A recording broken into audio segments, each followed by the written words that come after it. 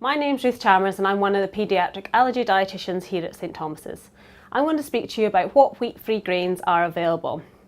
If you're having to avoid wheat, you will generally have to avoid things like products such as bread and cereals and pasta, but there are also things like couscous, which is a grain that obviously naturally contains wheat. However, there are lots of alternatives very similar to couscous that you can use instead.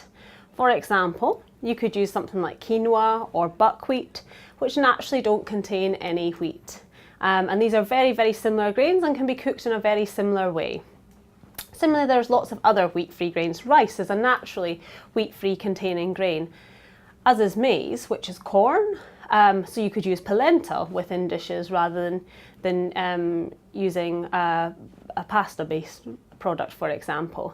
And there's also lots of foods maybe from other countries that we could consider eating. For example, things like plantain is naturally wheat-free, potatoes are naturally wheat-free. So there's a diverse range of carbohydrates that you can use instead of wheat-containing carbohydrates to be able to diversify your diet.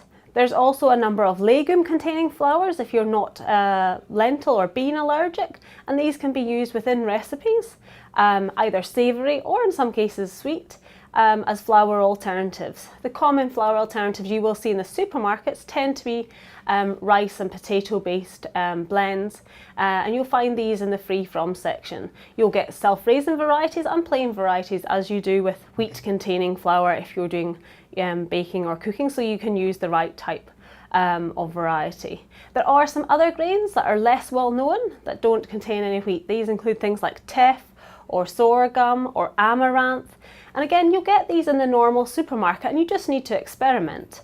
And commonly these will be used in place of a carbohydrate in lunchtime or evening meal to make things like salads, or to serve with meat or fish, or a vegetarian or bean-based stew.